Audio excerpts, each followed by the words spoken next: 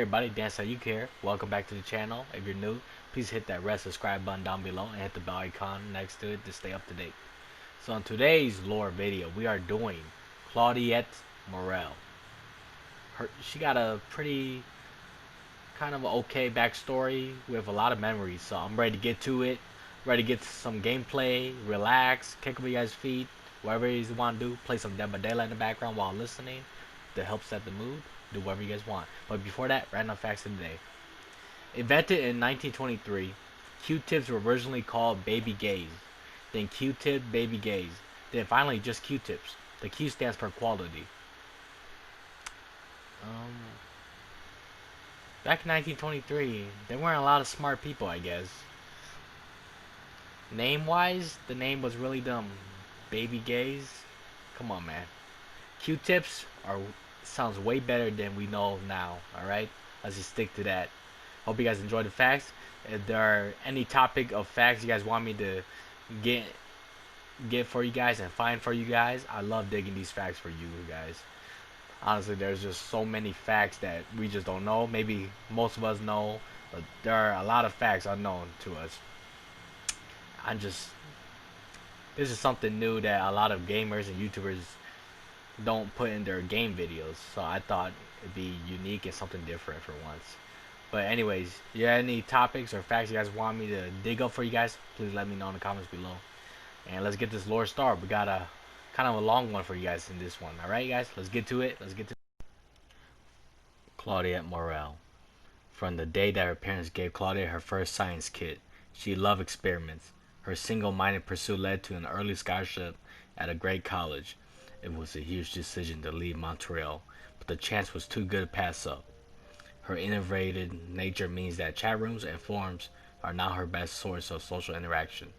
Her new favorite activity is to answer botany questions for others under her new moniker of Science Girl. One evening, during a long bus ride back from the city, Claudia took a stroll that would change her life. It only took a minute for her to get completely disoriented in the thick woods. She never found her way back. Her forum only started to wonder where she was a week after she stopped posting. Claudia is not the outgoing type. Her brilliance provided her with a social handicap, and she was fled the real world for chat rooms and forums. Botany and studies fill her life, and even though she yearns for something else, it won't come via a modem. Being thrown into a real-life situation can feel awkward and forced, but as she is used to shutting out the world, she suddenly finds hope in the exploitable darkness that is slowly devouring her. A plant, a tree, a bush, simply greeny that might save a life. She hides within amongst them. Her knowledge and skills flourish as gruesomes roams free around her. Claudia's 8th birthday. Memory 1087. Claudia is 7 years old and feels alone. Very alone. Yes, her parents love her. Yes, they want the world for her, but the world doesn't want her. Or, at least, that's what Claudia believes. She just wants to fit in at school, fit in with her cousins, fit in with her teammates on the soccer pitch. But fitting in isn't as simple as being like others. She's different and she knows it. She feels slow, unresponsive, not quick enough to understand her teacher or keep up with her class. The librarian calls her adult-minded. When she talks, she stutters. Sometimes she loses her breath and has trouble recognizing when she's talking too loudly. But most all her teachers embarrasses her. She says she's in the clouds, always in the clouds. Get out the clouds, Claudette! But she can't help it. She's exploring massive gardens and colorful bugs on strange new worlds. Memory 1088. Claudia feels things more than others. Much more. Like the shame of not being invited to any birthday parties. Not one party. Every day her parents ask who she played with at lunch, and every day she lowers her chin and tells them she doesn't want to talk. Her parents ask her teacher, and her teacher tells them she likes to play alone. Not so much play. More like collect and observe things. Flowers, weeds, beetles, worms, rocks. Some kids are just loners. Every day her parents ask her about her friends, and every day the shame returns. They want her to have friends. More than that, they want a list of names for her birthday. But she doesn't have a list of names. She doesn't even have one name. Memory 1089. Claudia observes a beetle while her classmates chase one another around the playground. She wants to play, but no one wants to be around her. She doesn't want to think about it. Thinking about it hurts. Thinking about it reminds her she will disappoint her mother again. Her mother just wants to have her have a friend, but making a friend isn't easy. Not for Claudette, and she wishes more than anything that it was as easy for her as it was for the others. She wishes she had a friend and make her parents worry less. Maybe they would even be proud. Maybe she should give up her passion for bugs and flowers. Maybe that would help. Maybe then she would be like the other kids. But the need to explore and collect is strong. It is not beyond her, it is her. Memory 1090. Claudia loves to collect things, and she knows this is why many call her weird. Her father tells her she's perfect the way she is. He tells her a man named Darwin used to collect bugs and plants, too. He had a big imagination like her.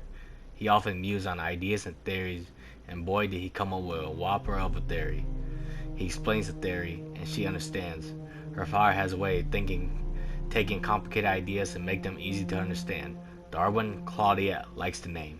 She smiles, stares at her favorite blue and green beetle and names him Darwin. Memory 1091. Claudette's mom is crying. She's upset because Claudia is having trouble in school. Her grades are lower than ever been. She doesn't understand what she's doing wrong as a parent. Her dad says she's doing nothing wrong. He says Claudia is wired differently and that's okay. Her mom doesn't want her to collect plants and bugs anymore. Her dad said that's the best part of her and he doesn't need a child who fits some bell curve. More than this, he defends her. He tells her mother that the greatest treasure gifted to the world were from those who didn't conform, who were normal, who didn't fit some outdated bell curve. Tolstoy, Einstein, Shakespeare. Her mother doesn't care. A sudden cry escapes her lips. I don't want her to repeat the year. Memory 1092. Claudia hides under the covers, pretending to be asleep, pretending she can't hear the yelling. Her mother wants her to get special help, but her father doesn't want to alienate her. He's right. Claudia doesn't want other kids to know she needs special help. They'll laugh at her. She'll figure things out. She promised she will. Her new substitute teacher, Mrs. Calhill, is helping her a lot more than the other teacher who always said she was in the clouds. Her father says stress is the worst thing for a child's developing brain. Leave her be. Let her grow at her own pace. Stress shrinks the brain, destroys confidence, kills creativity. He doesn't want her studying at lunchtime. Lunchtime is for real growth, authentic growth, growth unhindered by the pressure of tests and the fear of making mistakes. Memory 1093. Claudia's mother is happy because her grades are improving. A single teacher can make a difference, can make all the difference, especially this teacher, Mrs. Kalu. Other kids call her strange and weird, but Mrs. Kalu isn't weird. She just gets it. She understands because she had a tough time learning when she was a student. This is why she makes an extra effort to help Claudette, to help her understand what she is explaining in class without alienating her. Memory 1094. Claudia is happy because her new teacher is helping her, really helping her. She's learning new things every day. More than facts and vocabulary, she's learning how to learn. Or rather, she's learning how she learns, and that is the key. But her teacher is doing something else. Her teacher is talking to her.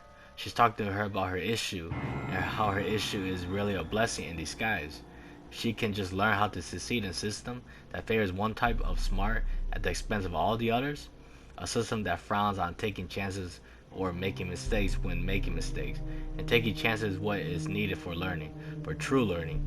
Her teacher tells her that she has passion, and passion is everything. Memory 1095.